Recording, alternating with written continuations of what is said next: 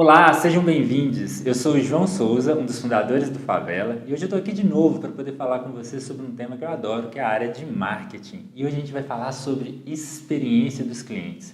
Mas antes de falar um pouco sobre experiência de clientes, a gente vai passar um pouquinho aí para poder entender como que ela é construída. Bora fazer esse corre com a gente?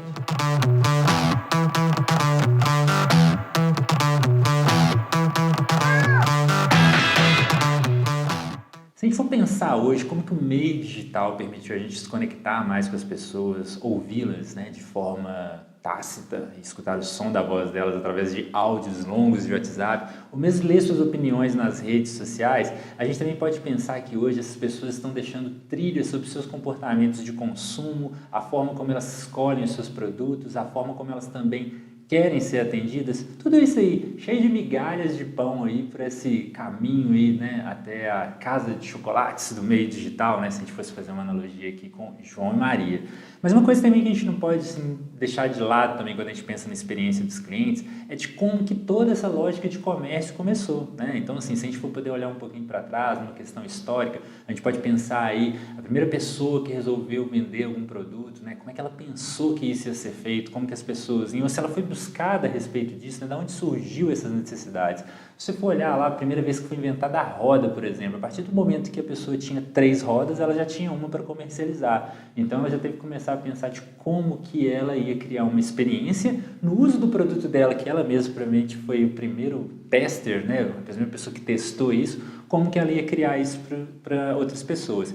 E isso não é diferente quando a gente está pensando em vender desde o famoso e famigerado para alguns bolo no pote, ou açaí, ou espetinho, ou aplicativo, ou a plataforma de vendas online, ou a quentinha, a marmita aí que a gente come na hora do almoço aí, entregue maravilhosamente por exímias cozinheiras que também são empreendedoras nessa área da gastronomia, mas também entender também como que a área de serviços também cresceu. E a partir do momento que a gente está falando de serviços e produtos, a gente tem um diferencial muito grande a se entender quando a gente está tratando de experiência do cliente, tá? Então assim, se você for olhar na perspectiva de um produto, né, vamos pensar um produto gastronômico, porque todo mundo come, eu adoro comer, por exemplo, e adoro falar sobre isso, e a gente vai falar aqui sobre a perspectiva de que, quando eu estou pensando em um produto que é consumível, não um alimento, as questões sobre sabor, cheiro, aparência, embalagem, tudo isso é muito importante para esse produto.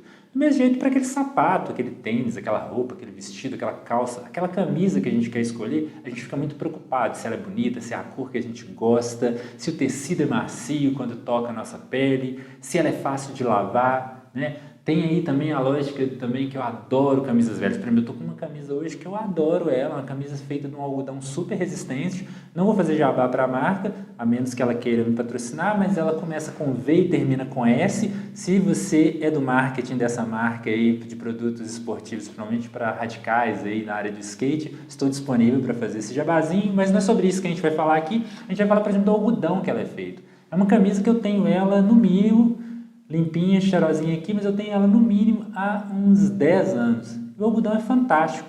É um algodão tão bom que agora, né, quem aí está no corre, né, e sofre aí com problemas com o famoso peixinho dourado, como é chamado em alguns lugares, em outros lugares é chamado como traça mesmo. Por exemplo, essa é uma das minhas únicas camisas de malha que as traças nunca passaram perto. Então, assim, tem algo de especial nesse algodão. Além do que ela já sofreu várias lavagens aí durante esses 10 anos de existência e de companhia da minha pessoa e tá aí, super resistente, né? Tô aqui usando ela para poder gravar esses conteúdos para você, porque eu chamo ela da minha quase camisa da sorte, né? Então, isso, por exemplo, quando você está pensando no produto, é muito importante, né? Qual que é a relação de longa vida, de durabilidade que esse produto vai ter? A gente passou por algumas fases, ainda falando sobre produtos, onde que os produtos começaram a ter uma coisa que vou chamar aqui e vocês vão entender, e quem quiser aprofundar mais sobre isso, tem muita informação no Google, que é uma expressão que é chamada obsolescência programada. Isso aí tem muito a ver com o ciclo de vida dos produtos. O que acontecia? Os produtos eram pensados antigamente para durar, né? Quando você ia comprar uma máquina ou um equipamento, ele era feito, sei lá, de ferro fundido, ou de concreto, ou de pedra, ou de aço. Por quê? Teoricamente, as pessoas tinham uma importância muito mais que a relação e reputação daquele produto dela tinha que estar vinculada realmente à durabilidade, a quanto tempo que isso ia durar. A partir de algum momento, isso começou a ficar, digamos, não sustentável para as empresas, né? E elas começaram a produzir produtos super descartáveis, né? As pessoas podem falar aí das nossas saudosas Havaianas antigas e as Havaianas novas, a composição da borracha que mudou, ela já não dura mais, né? Aquela velha propaganda que, por exemplo, eu, um jovem da década de 80, escutava que a Havaiana é tão boa que não solta as tiras, não deforma e não relaxa. Hoje em dia eu não sei se ela já vale tanto, né? E a gente também pode pensar que vários outros produtos eletrônicos, principalmente, né, a gente está vivendo aí, está falando daqui de digital, né, experiências no digital, como que hoje a câmera que eu estou usando agora para falar com vocês, o tablet onde que eu estou com minhas colinhas de conteúdo aqui para falar com vocês e meu celular que já vibrou umas 2 vezes no meu bolso aqui, como que eu vou ter que trocar ele rapidamente, porque as tecnologias, né, elas vão se evoluindo e vão sendo muito rápido esse processo, né? Eu poderia falar aqui sobre um outro cara, né, que é o paradoxo de Moore, que é o que define quanto tempo que essas tecnologias vão ser reinventadas, mas a gente vai falar sobre esse conteúdo num outro lugar, que é lá na Futuros Inclusivos. Ficou curioso? Rapidamente a gente vai ter conteúdo sobre isso aí também. Mas voltando à questão da experiência, tratando agora de serviços, o que acontece? Normalmente um serviço ele tem 3 pilares muito importantes. Primeiro é a oferta dele, né? Esse serviço de forma que ele é construído para ser ofertado para as pessoas, né? Seja no meio digital ou no meio analógico. A partir disso, você tem propriamente a experiência com esse serviço, né? A forma como as pessoas acessam esse serviço, a forma que esse serviço atende uma demanda delas. E uma coisa que vale tanto para produtos ou para serviços, que eu acho que é um pilar muito importante, é a questão do pós-venda, né? Como que é esse acompanhamento com o cliente?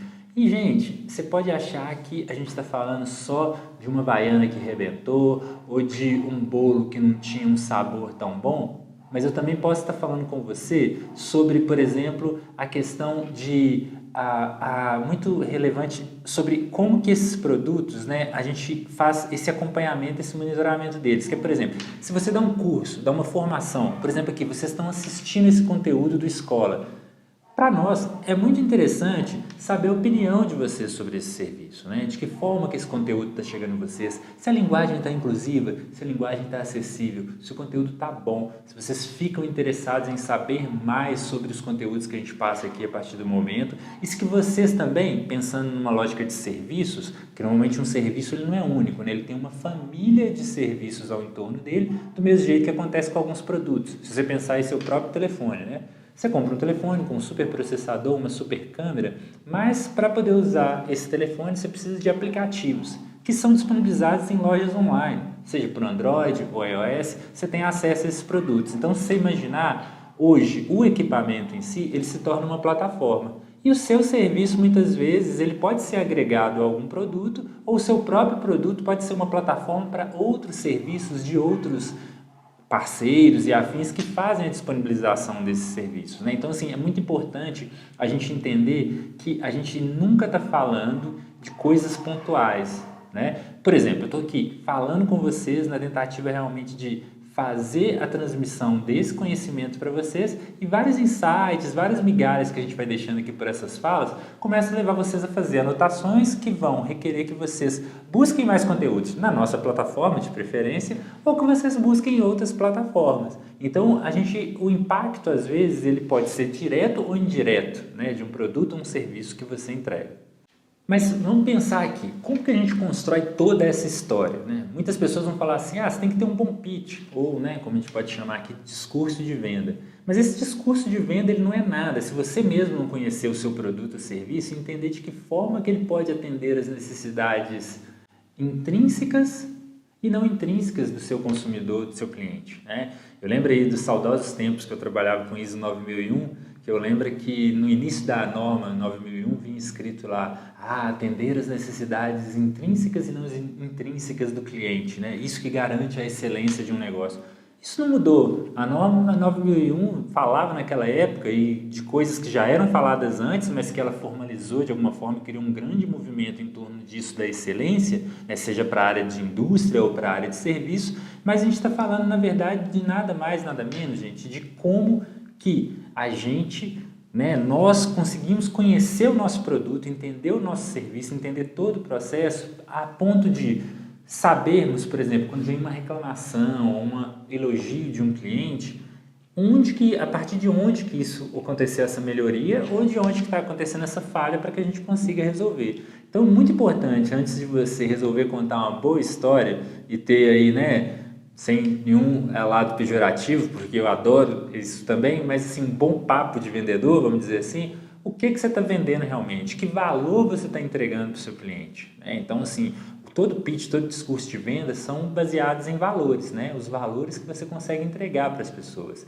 E para poder entregar valores, a gente já falou sobre isso aqui na plataforma do Escola, sobre conhecer o seu público. Para conhecer, para entregar mais valor, você precisa conhecer o seu público. Então não tem como fugir disso, né? Da construção ali das personas, né? Se quer saber mais sobre esse conteúdo sobre personas, a gente tem um conteúdo disponível aqui que fala sobre isso, sobre estratégia de marketing digital, e a gente falou um pouco sobre personas, mas relembrando, personas a gente está falando, né, sobre modelos semifictícios de comportamentos de grupos, né? Então, assim, por que a gente chama de semifictícios? Porque eles são baseados em dados reais, né? Você escutou um grupo de pessoas que você tem como interesse que eles sejam as pessoas que vão comprar ou consumir os seus produtos e serviços, e a partir daí você desenha uma persona que representa o grupo A, o grupo B, o grupo C, o grupo D, grupo E, F, G, H e até onde você quiser, né? Tem pessoas aí que têm dentro do seu portfólio de produtos e serviços vários tipos de público, e para isso vai ter que ter vários tipos de personas. Algumas conversam entre si, outras não. Às vezes as pessoas vendem produtos. Você pensa em grandes grupos, né? Grandes conglomerados. Eles vendem desde a pasta de dente que a gente usa de manhã para poder escovar os dentes, até remédio. Então, assim, eles estão atendendo vários tipos de públicos. Então, quando você está pensando em estratégia segmentada aí por produtos ou serviços no seu portfólio, você vai ter que entender que você vai ter que criar várias personas. Chegou nesse ponto, entendeu o que são as personas, como que a gente faz isso? Aí sim, a gente vai partir para esse momento que é a construção do discurso. Então, né, como eu gosto de fazer, eu separei aqui 3 perguntas para poder ajudar nessa reflexão sobre o discurso de vendas. Bora lá? Então, como um discurso de vendas pode abarcar, né, ele pode abranger tanto clientes quanto investidores?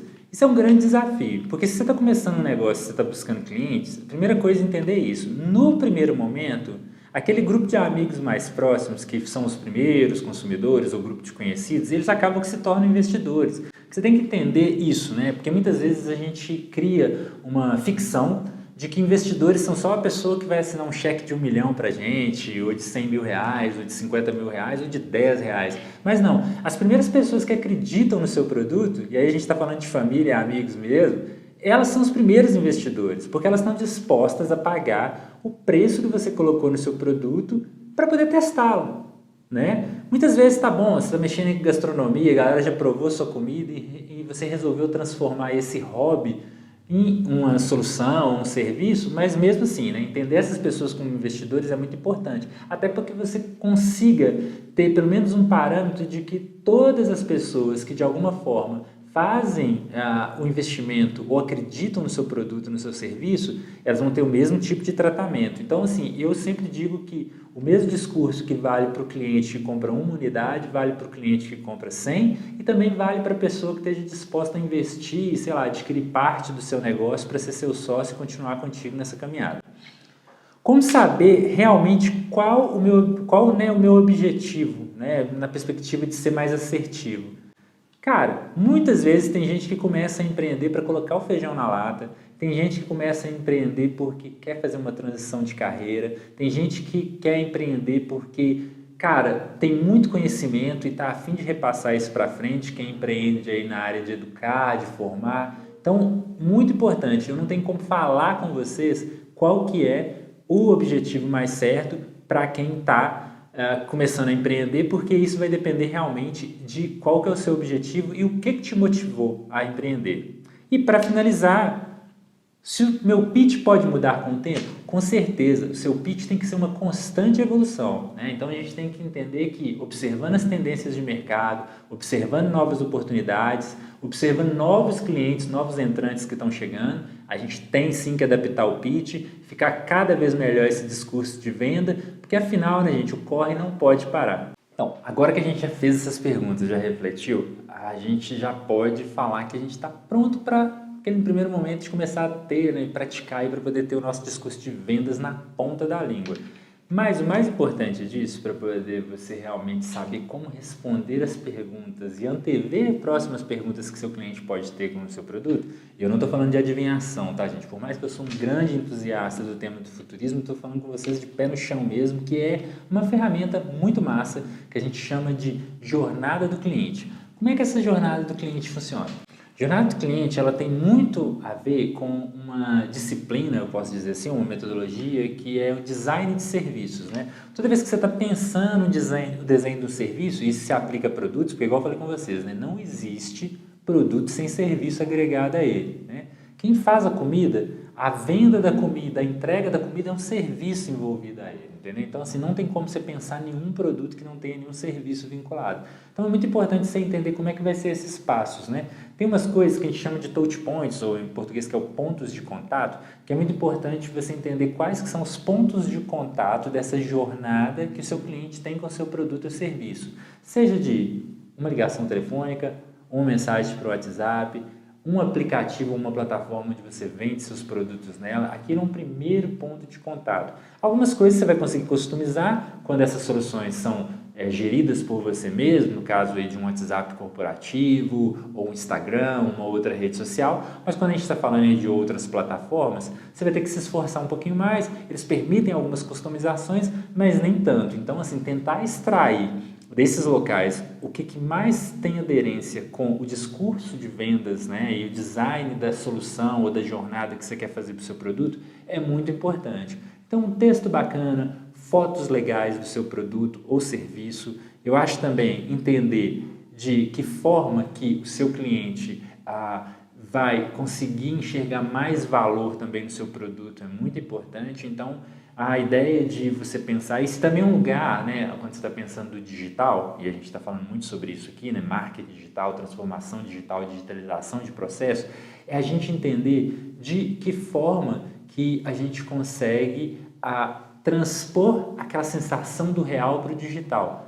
É uma tarefa difícil? Não vou mentir para vocês, é uma tarefa muito difícil, né? Não tem nada melhor de quando você vai num restaurante, por exemplo, e consegue sentir o cheiro da comida antes de você poder saboreá-la. Quando você está falando de roupas e outros elementos aí do vestuário, é realmente você poder tocar no tecido, entender se o produto é bom, né? Pegar um tênis ali, dar uma torcida no solado dele para ver se ele é um solado macio. Tudo isso você não pode fazer, infelizmente, no digital. Mas informações que são muito importantes ali é você, por exemplo, pensar, né? Vamos pensar na área de produtos, né? Do vestuário, por exemplo, que eu citei. Se você usa uma matéria-prima que tem alguma tecnologia legal, cara, coloca isso, né? Imagina que o cliente, a primeira coisa que ele vai pensar é o seguinte: nossa, gostei muito desse modelo e dessa cor.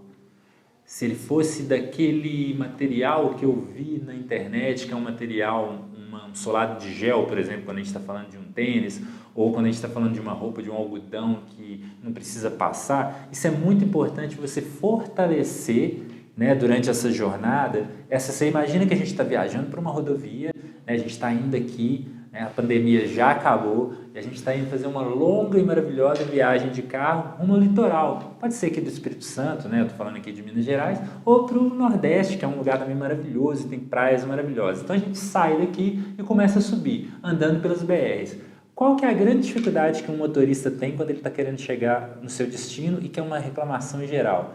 Cidades, rodovias, ruas com sinalização ruim. Então imagine que esses pontos de contato que você está criando vão ser a sinalização, que de alguma forma você vai usar essa sinalização para guiar o fluxo do seu cliente para fazer um funil de vendas, né? Para que o seu cliente chegue no ponto final onde que você quer que ele chegue, onde que você possa finalizar essa venda e realmente conseguir engajar esse cliente no primeiro uso do seu produto ou fidelizá-lo caso ele já faça o uso dos seus produtos e dos seus serviços, né? Então, assim, eu faço uma analogia um pouco, digamos, primitiva, vamos dizer assim, mas como eu já falei em outros episódios, outras coisas, né? Eu sou um chefe de escoteiro, sou escoteiro desde os 7 anos e, por exemplo, no escotismo, por exemplo, a gente aprende a fazer armadilhas para caçar, né? Então, quando você está pensando a caça de um animal realmente, né? E longe disso o cliente não é um animal, mas os princípios são os mesmos, que é isso. Qual que é a primeira lógica se você está querendo encontrar um animal, alguma coisa. Você vai partir da primeira coisa, que é entender por onde ele anda, o que ele come, onde que ele bebe água, porque através disso, por exemplo, se você vê uma árvore que é de um determinado fruto que você sabe que aquela espécie daquele animal come, ali é um lugar onde que você vai ter chances de encontrá-lo. Se tem um caminho, uma trilha que leva para um riacho onde que tem água, ali também.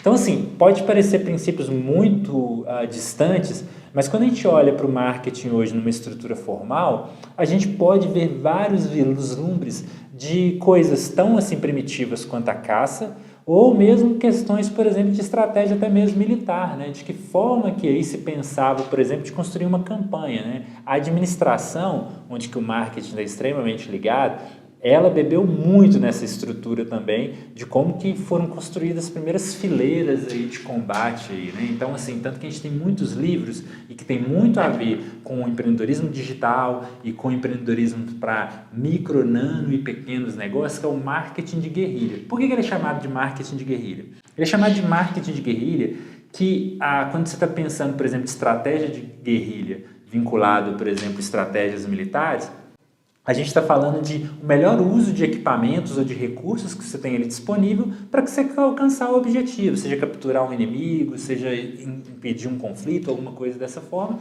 E da mesma forma, quando você olha para o marketing de guerrilha, você está olhando para isso. Como que pequenos negócios, pequenos empreendedores com poucos recursos conseguem fazer campanhas muito profissionais, pensar estratégias, pensar jornadas de cliente, né, para os seus produtos e serviços e fazer o design aí de estratégias, né, vinculadas aos serviços e produtos que realmente sejam mais efetivas.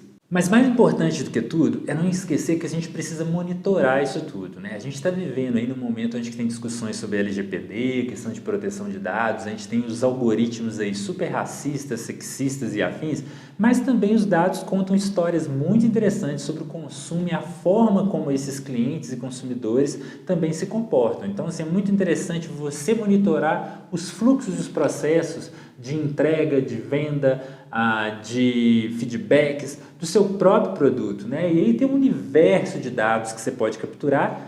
Não fique muito focado em tentar capturar todos, nem as grandes empresas, grandes grupos digitais e afins não conseguem fazer toda essa captura. Quem dirá a gente, né? A gente está falando de pequenos, micro negócios, mas não deixe também de olhar para isso, né? É muito importante monitorar o crescimento das suas vendas, os feedbacks, reclamações na internet. Tudo isso vai dar muitas dicas de como que está tudo se comportando em relação a essas coisas e principalmente aí essa comunidade, né? Então, assim, tratar os consumidores, os investidores, os parceiros, os sócios, todas essas partes interessadas, né, que a gente chama de stakeholders, que a gente já falou aqui, como uma grande comunidade, também facilita isso, né? Que você imagine, se fosse pensar um aplicativo desses de joguinhos, tipo um Farmville da vida, ou todos esses outros joguinhos, imagine que quando você está trabalhando ali essa questão dessa comunidade, das partes interessadas, é quase que aquilo, né? Você tem que alimentar as necessidades de todos aqueles grupinhos, aqueles grupos vão fazer entregas para você, seja na forma de comprar seus produtos, seja na forma de feedback, seja na forma de fornecer matéria-prima. Então, do mesmo jeito que a gente às vezes, né, quem gosta de joguinhos digitais, fica ali frito na telinha, tentando manter a sua fazenda funcionando, pensar essa comunidade de partes interessadas também é a mesma estratégia, a mesma lógica, né? Eu gosto muito de fazer essas analogias de coisas do dia a dia, porque muitas vezes a gente, quando começa a falar sobre conhecimentos formais, sobre estratégia, sobre marketing, sobre transformação digital, né, o academicismo ou a educação formal, começa a distanciar isso da gente. Isso está no nosso dia a dia, tá, gente? Então, assim, você pode pensar desde estratégias de crédito, de vender fiado, de financiamento, disso tudo que a gente já fazia no analógico, no digital também elas valem, seja na forma de pagamento, a questão da entrega, as pessoas também ficam muito felizes também de quando esse produto consegue ser entregue para elas em tempos menores. Então, é muito pensar, primeiro, antes de pensar a transformação digital plena do seu negócio, como que você digitaliza processo. E eu separei aqui no final, né, tá quase virando uma modinha, vamos dizer assim, essa questão de eu trazer alguns quiz. Eu trouxe aqui, né, que é um conjunto de perguntas, eu trouxe aqui mais 2 perguntas para a gente poder fixar esses conhecimentos. A primeira delas é: como desenvolver estratégias para conquistar clientes e aumentar as vendas a partir do marketing digital? Eu não sei, você também do outro lado talvez não saiba, mas a gente sabe um pouco. E aí como que a gente constrói esse conhecimento? Tudo dessa questão de estratégias para conquistar clientes, você vai encontrar muitas fórmulas que podem se adaptar ao seu negócio ou não, mas mais importante disso, eu volto naquilo. Conhecer o seu cliente e estar com uma escuta ativa vai te ajudar realmente a desenvolver uma estratégia que seja mais fiel ao modelo de negócio, ao tipo de produto e serviço, né? Então, assim, por que eu brinquei que eu não sei e você também não sabe? Porque não existe resposta pronta. Cada negócio, cada segmento, por mais que exista alguma visão generalista de uma estratégia para ele, ele vai ter uma estratégia diferente. Nenhuma escola é igual a outra, nenhum supermercado é igual a outro, nenhuma lanchonete é igual a outra, nenhum hospital é igual a outro. Por mais que por propósito, por princípio, eles tenham a mesma função. Mas uma escola, por exemplo, que ensina marketing digital vai ser diferente da outra, uma escola que ensina fotografia ou audiovisual vai ser diferente da outra. Uma marmita ou quentinha, né, como é que a gente chama, vai ser diferente da outra, por sabor, por entrega, por relacionamento, por tudo. Então, assim, é muito difícil a gente ter uma resposta tão certa e falar assim que essa é a receita, mas o mais importante disso tudo é ouvir o seu público para poder criar essa estratégia. E uma que eu acho que é muito legal, que é a perspectiva de criar estratégias que atendam mais pontos, né, de vista. De novo, né? Parece que eu estou até me repetindo, mas é isso também de novo, gente. Ouvir os stakeholders, né? As partes interessadas, porque aí você vai ter vários pontos de vista que vão permitir que você faça aí um design de um serviço que atenda melhor a necessidade do seu cliente. Então, assim, nunca deixe de ouvir as pessoas que estão do outro lado, né? Não transforme a venda do seu produto ou serviço num cabo de guerra. Você está super apaixonado pelo seu serviço, que você acha ele super foda, maravilhoso e tudo, e que você vai ficar puxando daqui e o cliente está insatisfeito puxando de lá, uma hora ou outra esse cliente vai soltar essa corda. E infelizmente o que vai acontecer a gente já sabe, você vai estar perdendo um cliente ou essa corda vai arrebentar, né? Porque chega um ponto que você começa a customizar tanto o serviço ou o produto para poder atender uma necessidade de um cliente em vez de tentar entender o que ele realmente quer, porque é isso, a insatisfação do cliente, às vezes ela também quase que hipnotiza a gente, né? Começa a fazer a gente querer agradar ele, e de repente você já deixou de produzir ou de vender o serviço ou o produto que você queria fazer e você já está fazendo uma coisa que nem você mais acredita e que com certeza ainda não está atendendo o seu cliente. Então, escuta ativa de novo, tentar entender qual que é a real necessidade do cliente, se realmente não é simplesmente uma reclamação que nem o cliente consegue entender sobre o que é e como que você corre atrás de entender isso aí. E para finalizar, eu acho que mais importante de tudo é observar os concorrentes, gente. Observe os concorrentes. Tem muita gente que está fazendo coisa muito legal aí nas redes sociais, muito criativa, seja em plataformas de dancinha, memes, ou em plataformas mais sérias de geração de conteúdo no sentido, né, deles estarem mais formais, mais estruturados, mas encontre o seu caminho, né? Faça do seu jeito, no jeito que te deixa feliz, que você sinta que você está mostrando para o seu cliente o valor do seu produto ou serviço e que você continue acreditando no seu core. Então, você gostou desse conteúdo? Eu espero que sim, mas se não gostou também não tem problema, né? A gente acabou de falar que a gente tem que escutar as partes interessadas, a gente está aqui para ouvir vocês. Se tem algum comentário, alguma crítica, alguma sugestão de como que esses conteúdos poderiam ser melhorados, deixa aqui nos comentários pra gente, ou deixa lá no inbox do @maisfavela, né? Nós estamos nas redes sociais com esse @. E espero que ver vocês aqui no próximo episódio para a gente falar mais sobre marketing digital, sobre marketing, sobre estratégias, sobre engajamento de clientes e design de serviços. Obrigado, vejo vocês no próximo episódio.